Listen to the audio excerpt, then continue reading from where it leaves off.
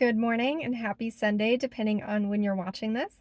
I'm Eve, and welcome to my channel, or welcome back to my channel.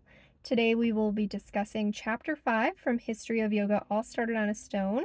If you haven't seen the previous discussions, I will link them somewhere up here above my head, and we'll get right into Chapter 5. This chapter is titled It's a Classic and starts around 200 BCE to 500 CE, which is considered the classical era. And this is where yoga's philosophy really starts to take root, is developed, and then expanded on. In particular, there is Raja Yoga and the Yoga Sutras. You might be asking yourself, what are the Yoga Sutras? The Yoga Sutras are a series of texts with four main books that focus on the basics of yoga, how to attain the state of yoga, the benefits of practice, and the freedom from suffering as a result. And these texts were written over what is believed to be several centuries, and they are all under the same author known as Patanjali. Sometimes I've heard this pronounced as Patanjali, so let me know in the comments which one you think it is. I'm really not sure. And because they were written over such a long period of time, they believe that it was several different authors, all under the same name. The goal of the Yoga Sutras was to outline and define what is known as the eight-limbed path to yoga called Ashtanga. And the purpose of this was to help people achieve physical, mental, spiritual, and intellectual enlightenment. Again, there are 8 different limbs of yoga, and they focus on drawing from the outer self to the internal self. And they are the yamas, niyama, asana, pranayama, pratyahara, dharana, dhyana, and samadhi. We will go over a very brief definition of what all of these limbs are. Again, there are 4 main texts that go into detail of how to practice these different limbs, and there are 195 Yoga Sutras total. Getting into those very brief definitions, the yamas consist of ethical rules and actions. The niyamas are all about good habits and self-discipline. Asana is about physical postures, specifically postures that enhance meditation. Pranayama is focused on the control of breathing. Pratyahara is focused on withdrawing of the senses. Dharana is concentration and focus. Dhyana is the meditative path. And samadhi focuses on liberation. Liberation here means liberation of the self. So again, these move from our external worlds into our internal ones.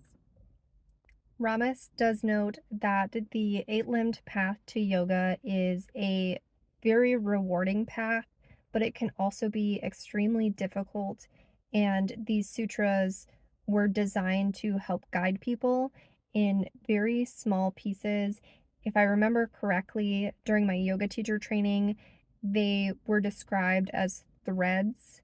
And so thinking about how thin a piece of thread is, these sutras are, in the same sense, small, thin pieces of information, and Ramis sometimes describes them as poems that are only a few words.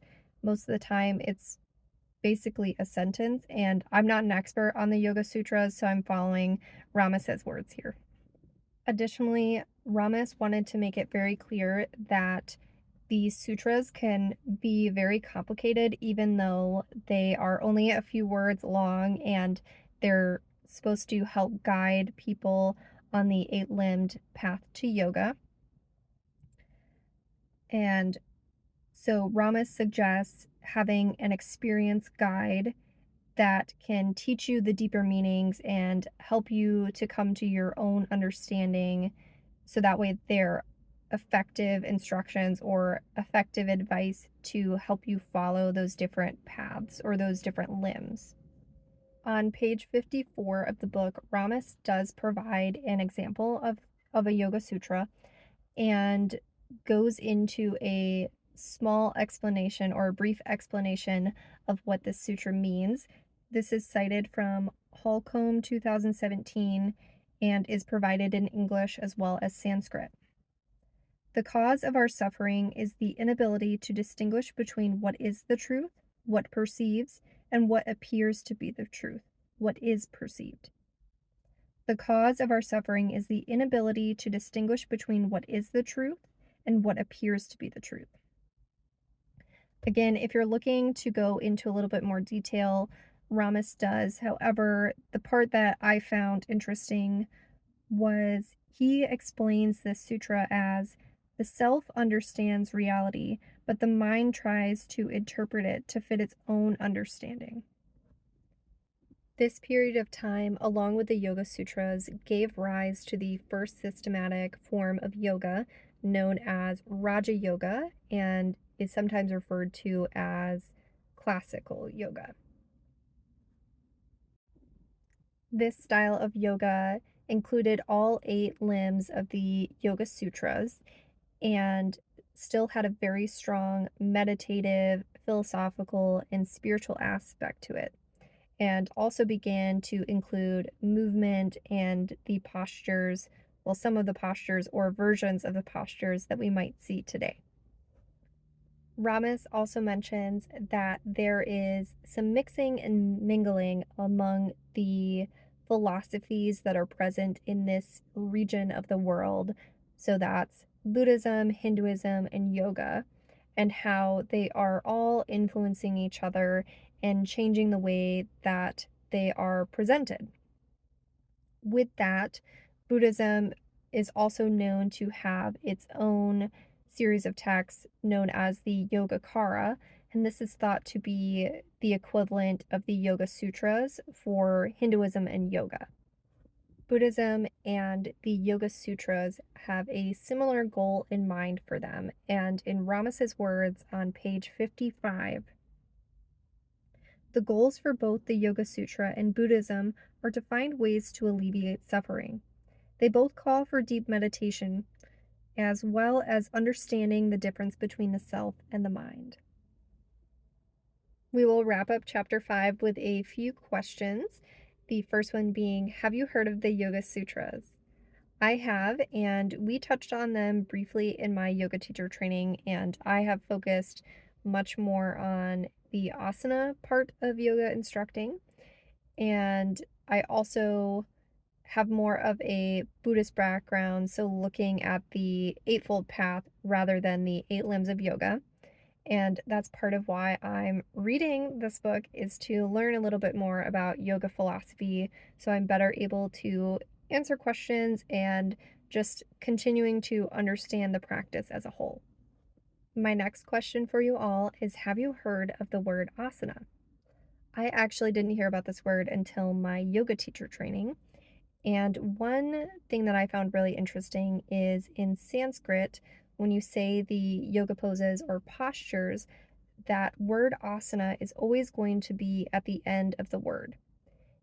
If you have an instructor who is teaching in English, sometimes the pose part of it is omitted. Typically, I would say something like mountain pose rather than just mountain. However, when I teach Warrior One, I typically don't say Warrior One pose. Whereas when teaching in Sanskrit, you're always going to have that ending of the word asana. So mountain pose in Sanskrit would be Tadasana, and then Warrior One would be Virabhadrasana. So again, that asana is always going to be at the end of the posture or the name of the posture when you're hearing it in Sanskrit. My third and final question for you all is, have you ever been to a yoga class? And if you have, and if you remember, what style of class was it? I have been to a plethora of different yoga styles. Typically, I go to what is known as a vinyasa class, which is a flowing class where you're linking breath and movement together. And that is also the main style that I teach. So let me know in the comments down below what your answers to all these questions were. And for next week, our reading is chapter 6, and it is titled Less of the Body, or I was going to reverse it, Less of the Mind, More of the Body. And my Kindle actually died, so I can't tell you what time period that it's going to focus on or if there's any added notes to that. Anyway, again, my Kindle is dead. I am out of water in my water bottle, so I will see you all next week. Bye.